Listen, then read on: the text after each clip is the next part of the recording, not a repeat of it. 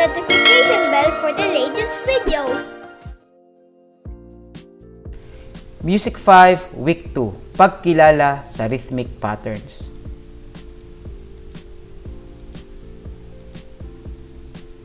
Isang mahalagang elemento ng musika ang rhythm.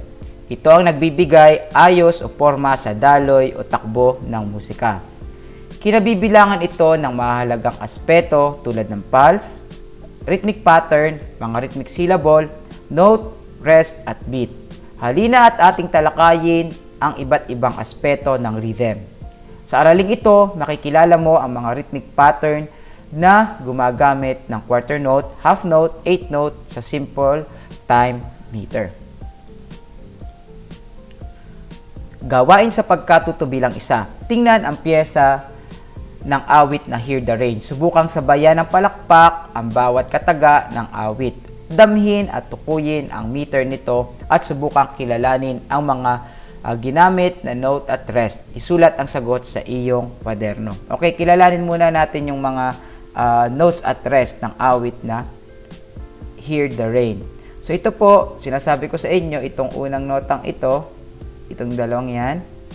So ito po ay pinagsamang dalawang 8 notes. So isusulat nyo po ay 8 note. So same po dito, 8 notes. So ito lang po yung 8 note. Ibig sabihin po kasi niyan ay dalawang 8 note. May hook 8 note. Next, ito po ay quarter note, ito po ay quarter rest. Ayan, yun lang po ang mga notang ginamit sa awit na Hear the Rain. Okay, so mamaya ko ituturo sa inyo yung pagbibigay ng rhythmic pattern. So dito po, subukan nyo muna nasabayan ng palakpak yung bawat kataga or bawat syllable na makikita nyo.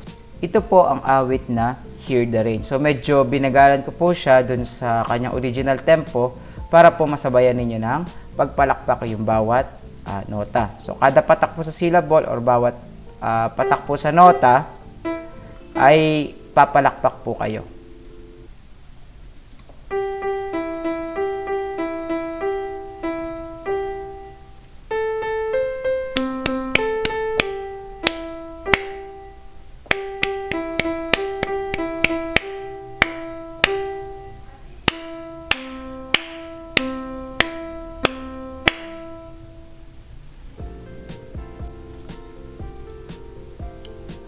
Ano ang meter ng awit? Ipalakpak ito ng mabagal upang matukoy ang rhythmic pattern nito. Okay, so yung pagpalakpak natin, ginawa na natin kanina ano. So ang tanong po ay ano ang meter? So para po malaman yung meter, so pwede nyo pong tingnan agad dito sa time signature. Kung ano po yung nasa taas na number, yun po yung kanyang meter. So 2 time meter. Or kung gusto nyo po, bilangin nyo po yung mga nota at pahinga sa bawat measure. So, ito po yung mga measure natin. Hinati po siya ng bar line. Okay, for example, first measure. So, meron po tayong 1/2 plus 1/2 plus 1/2 plus 1/2. Apat na 1/2 is equal to 2. Same case po dito. Ito naman, 1 plus 1 is equal to 2. Kaya po siya ay 2 time meter. May dalawang beats sa isang measure. Ano kaya ang time signature nito? So, time signature, nandito po yan. So, ang basa po natin ay 2/4. 2/4. Hindi po 2/4. Ano po? Hindi po siya fraction. Hindi po 2/4. Hindi po ganun. Kasi yun po ay pang fraction. Pag po magbabasa kayo ng time signature, basahin nyo lang yung number. 2 and 4. 2/4. Ano ang note, rest ang ginamit? So, ang mga note at rest na ginamit, sinabi ko kanina, meron tayong 8 note at meron tayong quarter note. Na ito po yung mga 8 note. Ayan, beamed 8 note. Pinagsama po yan na dalawang 8 note. And then, meron tayong quarter note, meron tayong quarter rest. Ilan ang bilang ng kumpas sa bawat measure? So, nabanggit ko kanina, kung ito po ay 2/4 time signature, meron tayong dalawang beats sa bawat measure. Paano nabuo ang rhythmic pattern sa bawat measure? So, nabuo po ang rhythmic pattern sa bawat measure sa pamamagitan ng paglalagay ng dalawang beats sa bawat measure. Ano po? So, dapat equal to 2. kasi tayo po ay nasa 2-time meter. Ang rhythm ng musika. Lahat ng uri ng musika ay may beat o pulse na nararamdaman natin sa tuwing tayo ay nakikinig ng musika. Ito ay gumagabay sa mga awit at mga manunugtog upang makasunod sa tamang bilis at daloy ng awit. Ang beat ay pinakasimpleng unit ng musika. Ito ang basehan ng iba't ibang note at rest. Ang beat ng musika ay maaari nating iparamdam sa pamamagitan ng paggalaw ng ating paa, ulo, kamay, daliri at maging sa pagkembot ng ating baywang. Ito ay nararamdaman at naririnig din natin tuwing ang bola ay tumatalbog at sa tuwing ang oras ay tumitiktak. Ang pulse ng musika ay maaaring pangkatin ng dalawahan, tatluhan at apatan. Okay, twos. Dalawahan. Bakit po naging dalawahan? So, ulitin ko po, kailangan muna nating alamin yung composition ng isang rhythmic pattern. So, ito po, itong guhit na ito, yan. Yung makapal na guhit na yan, ang tawag po natin dyan ay bar line. Ayan. So, lagyan natin ng arrow. Ang tawag po ay bar line. So, sa pagitan po ng bar line, dun po natin nakukuha yung tinatawag natin na measure or sukat. Ito po yung measure o sukat. Kung mapapansin nyo po, ilang measure at sukat meron tayo? So, meron tayong isa, dalawa, at tatlo. Ayan po. So, sa bawat measure, meron tayong ilang beats. So, bilangin natin, quarter note, isa, isa. So, pag pinagsama, meron tayong dalawa. Isa plus isa, meron tayong dalawa. Isa plus isa, meron tayong dalawa. So, dito po sa tatluhan, ganun din po ang theory. Naging tatlo lang siya. Naging 1, 2, 3, 1, 2, 3, 1, 2, 3. Apatan, same case. Isa, dalawa, tatlo, apat. Isa, dalawa, tatlo, apat. Isa, dalawa, tatlo, apat. Ang rhythmic pattern. Ang mga note at mga rest ay maaaring pagsama-samahin upang makabuo ng rhythmic pattern. Ang rhythmic pattern ay batayan upang masundan ng wasto ng mga awit at mga manunugtog ang musika at titik ng awitin na kanilang inaaral at itatanghal. Ang isang rhythmic pattern ay binubuo ng mga note at rest na pinagsasama-sama ayon sa bilang ng beat sa isang measure. Maaaring ito ay sukat na pangdalawahang kumpas, pantatluhang kumpas o pang-apatang kumpas. Ang iba't ibang uri ng meter ay ang mga sumusunod. Double meter o dalawahan, triple meter o tatluhan, at quadruple meter o apatan. So kapag po double meter, may dalawang kumpas sa bawat measure. Pag triple, merong tatlong kumpas sa bawat measure. At pag quadruple, merong apat na kumpas sa bawat measure. Katulad ng pinakita kanina. Pag-aralan ang rhythmic pattern sa ibaba. Tukuyin ang pulso o pulse ng bawat isa. Masdan ang halimbawa sa ibaba. Okay, double meter dalawahan. So, paano po natin gagawin yan?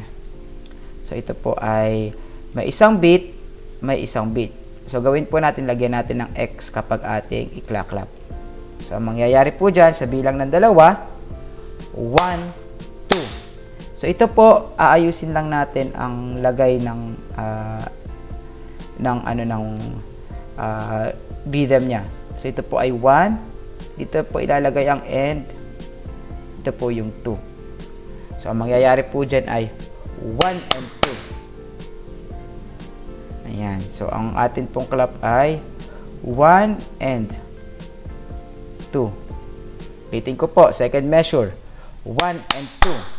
Pagsamahin natin, first measure sa second measure. So, ang atin pong pagbasa dyan ay 1, 2, 1, and 2. Okay, ganito po.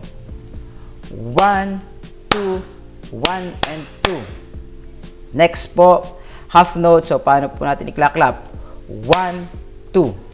So, X lang po siya. X, and then, bibilang lang kayo ng 2. Gawin po natin yung third measure, yung half note. 1, 2. So, ngayon naman po, gawin natin from measure number 1 papunta sa measure number 3. 1, 2, and 3.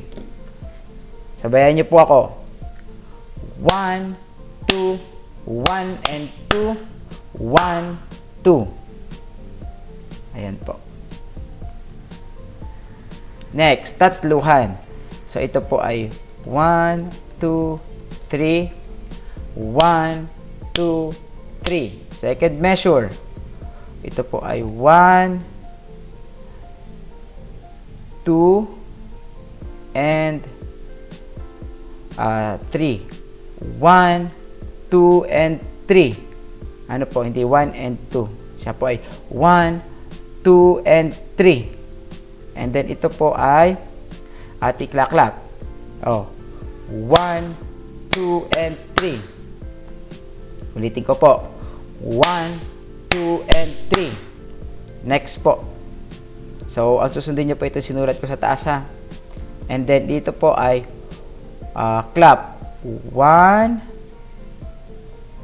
2. So, 1, 2, and then, ang bilang po dito ay 3. 1, 2, 3. Okay, from measure 1 hanggang huli. 1, 2, 3, 1, 2, and 3. 1, 2, 3. Next, apatan. So, ito po ay 1 to 4 na agad ang bilang. 1, 2, 4. 1, 2, 3, 4. Kasi po, siya ay 4 ang beats. Next po, ito ay 1, 2. Ito po ay may bilang din, kaso rest ang gagawin nyo. Ano? So, ito ay ilalagay nyo ng clap, yung may X, and then ito po ay rest. Ito po ay sa bilang ng ika-4, ito po ay may X din. So, paano nyo po gagawin? So, rest po tayo sa number 3. Ang may clap po ay 1, 2, at 4. Oh. 1, 2, 3, 4. So, dito naman po, ito po ay 1 and 1 and 2, 3, 4. So, paano po natin gagawin? So, ito po ay may clap, itong 1 and, ito po ay rest, ito po ay yung 3 lang ang may clap kasi nadamay na po niya yung 4. 1 and 2, 3, 4. Ulitin ko po. 1 and 2, 3, 4. Okay, from measure 1 hanggang measure 3. Simula po dito, papunta dito sa dulo. 1, 2, 3, 4. 1, 2, 3, 4. 1 and 2, 3, 4. Subukang bigkasin ang sumusunod na note gamit ang rhythmic syllables. Okay, so ito po ay ating bibigkasin. Ta, ta, tipita, tipita, ta, ta, taam, taam, ta, taam, taam, ta. Ulit po. Ta, ta. Tipita, tipita. Ta, ta, taam, taam, ta.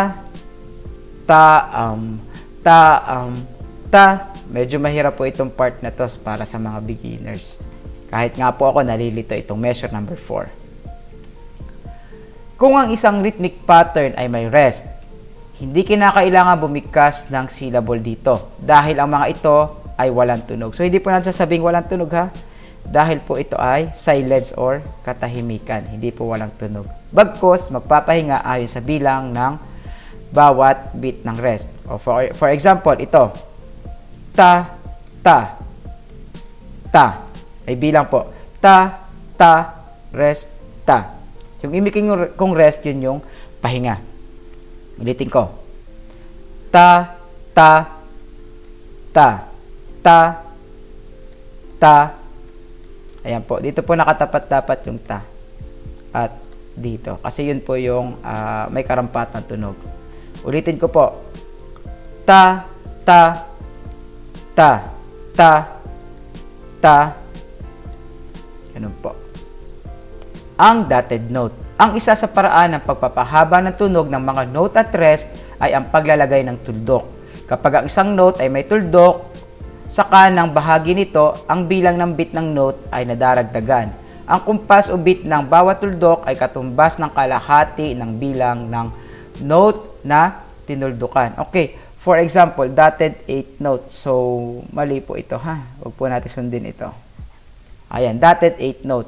So, ang 8 note po, meron tayong katumbas na kalahating kumpas. Ayan, 1/2 po ang kanyang beat.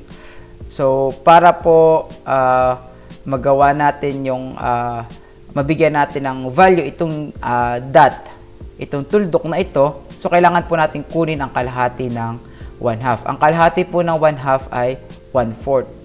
So, dadagdagan nyo po ng 1/4, kaya po ang mangyayari dito ay magiging 1/2 plus 1/4 is equal to 3/4 beat. Ano po? So, medyo komplikado yung ating example kasi wala naman siya sa 3/4. Siguro po ganito yung example niya. So, palakumpasan 3/4. Baka po ang kanyang example ay ito. Dotted. Ayan.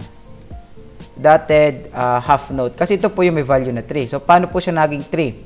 So, half note, ito po ay may dalawang beats, di ba? So, kunin niyo po ang kalahati ng 2. Kalahati niya ay 1. So, ang mangyayari po ay 2 plus 1 is equal to 3 beats. Ayan po. So, basta may tuldok, dadagdagan nyo ng kalahati ng kanyang value. Ayan. So, katulad po nung pinakitang example kanina. So, ito po ay 2 beats. Ang kalahati ng 2 ay 1. Kaya po, naging 3 beats ito. Dotted quarter note. Ayan. So, for example, quarter note. Ang quarter note po ay merong 1 beat. So, ang kalahati po ng 1 beat is 1/2. Kaya po, 1 1/2 ang mangyayari dito sa unang dotted quarter note. So, dito po, kung ito ay 1 1/2 din, so, ang mangyayari po ay ito ay magiging 3. Kasi, 1/2 plus 1/2 is equal to 3. Gawain sa pagkatuto bilang dalawa. Tingnan mabuti ang score ng awit na Ang Dalagang Pilipina. Hanapin ang mga rhythmic pattern na may iba't ibang kombinasyon ng quarter note, half note, at 8 note. Isulat ito sa iyong kwaderno. Okay, so upon pag-research ko po ay medyo may error po dun sa notation. Ano po? Pero dahil kailangan lang naman nating hanapin yung kombinasyon ng mga quarter note, half note, and 8 note ay yun lang po yung ating hahanapin. So, hindi naman sinabi kung sa isang measure, wala ring sinabing ganun. Kaya, ang hirap din. Wala akong makita na magkakasama sa isang measure na may quarter note, half note, at 8 note. Yun po. Kasi, parang ito dapat, ito ay, I think ito ay, batay sa pakikinig ko ha, ito ay quarter note, and then ito po ay dotted quarter note ito. Dapat ito. And then ito, dapat ito ay 8 note. Ang pam-pam, ganun po dapat. Ano? So, medyo mahirap pong sagutan itong gawain sa pagkatuto bilang dalawa.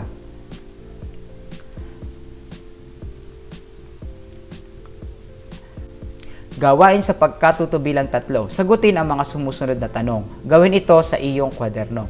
Ano ang meter ng awit? So, ito po ay nasa 3/4 times signature. Pwede nyo po ilagay ay 3/4. Pwede nyo sinasabihing tatluhan. At pwedeng 3 threes. Pwede ring 3 time meter. Yan po. Alin po dyan? Kahit alin po dyan, pwede nyo isagot. Anong mga note at rest ang ginamit sa awit? So, meron tayong nakitang quarter note, meron tayong half note, meron tayong 8 note, ano pa? So, wala na, yun lang naman. Ilang measure mayroon ng awit? So, ayon sa pinakita, meron tayong ilang measures. Bilangin natin. 1, 2, 3, 4. Kasama na po ito nito. 4, 5, 6, 7, 8, 9. Kasama na po ito. 10, 11, 12, 13. Kasama na ito. 14, 15, 16. So, hindi ko alam kung saan to. Kung siya kasama pa sa ika-17. Pero yung malinaw ay 16 measures. Yung pinakita. Dito pala ang sagot. 16 measures. Pag-aralan ang mga rhythmic pattern. Ipalakpak o itapik ang mga ito kasabay ng pagsabi ng rhythmic syllable. Ta, ta, ti, pi, ta, ti. Ti. Ta, ti, pi, ti. Tatluhan. So, i-clap natin. Basahin muna natin bago i-clap pala. Ta, ta, ta, ta, a, ta, ta, a, a. Ta, ta, ta, ta, a, ta, ta, a, a. Ta, ta, ta, ta, a, ta, ta, a, a. Apatan. Ta, a, ta, a, ta, a, tipi, ta, a, a. Ta, a, ta, a, ta, a, tipi, ta, a, a. Ta, a, ta, a, ta, a, tipi, ta, a.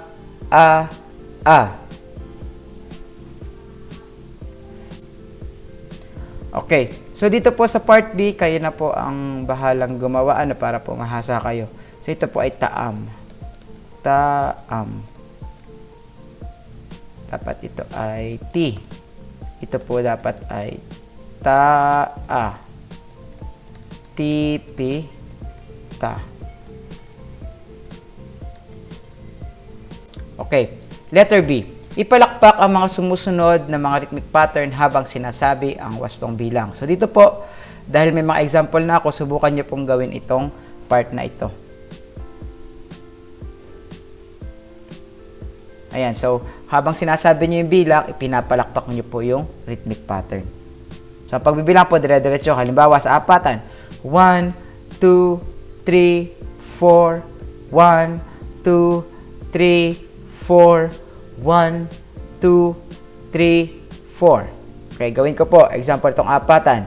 1, 2, 3, 4, 1, 2, 3, 4, 1, 2, 3, 4. Gawain sa pagkatutubilang tatlo, kopyahin ang rhythmic pattern na ginamit sa awit naman ng biday at palakpakin ito. Gawin ito sa iyong kwaderno. So, kokopyahin nyo daw po yung rhythmic pattern. Medyo mahaba-haba pong gawain yan. So, gawin nyo po ay 3, 4. For example, gawin ko to. Ay di, isusulat nyo po yung nota, kokopyahin nyo. Kapag po nakabaliktad ng ganyan, ibig sabihin po yan ay binaliktad lang ang pwesto. Pero yun din po yung quarter note din siya. Yan, isusulat nyo po sa kwaderno para ipipinta ninyo muna lahat ng mga nota. And then, saka ninyo ipapalakpak yung kanyang rhythmic pattern. Gawain sa pagkatutubilang 4, punan ang patlang ng tamang sagot. Gawin ito sa iyong kwaderno. So, batay sa napag-aralan nyo, kaya nyo na po itong sagutan. Kung may mga tanong pa kayo, pwede kayo mag-message sa aking Facebook Messenger account, Ryan Chester Manzanares, sa aking Instagram account, chester.manzanares, at pwede rin kayo mag-email, ryanchester.manzanares@deped.gov.ph.